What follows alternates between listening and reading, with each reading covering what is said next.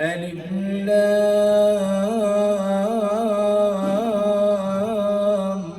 را.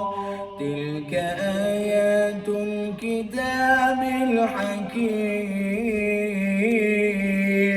أكان للناس عجبا أن أوحينا إلى رجل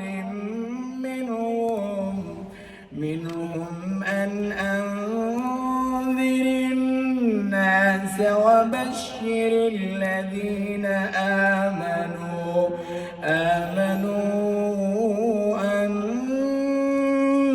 لهم قدم صدق عند ربهم. قال الكافرون إن هذا لساحر مبين. إن ربكم الله الذي خلق السماوات والأرض في ستة أيام ثم استوى على العرش يدبر الأمر ما من شفيع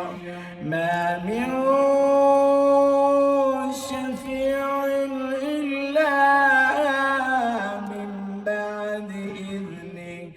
ذلكم الله ربكم فاعبدوه أفلا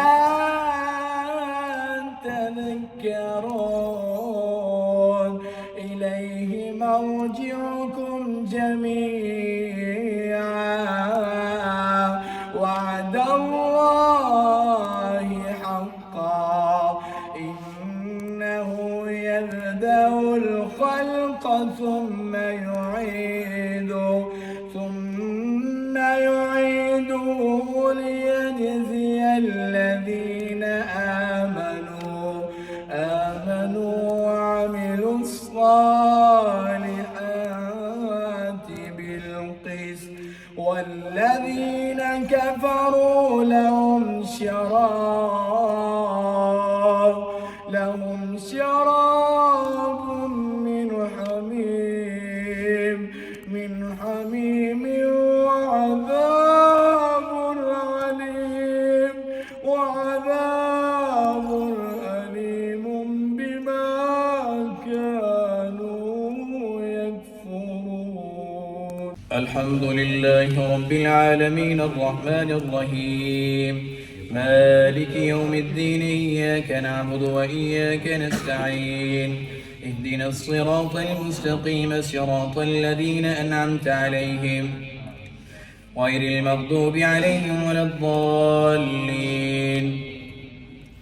والذي جعل الشمس ضياء والقمر نورا وقدره منازل لتعلموا عدد السنين والحساب.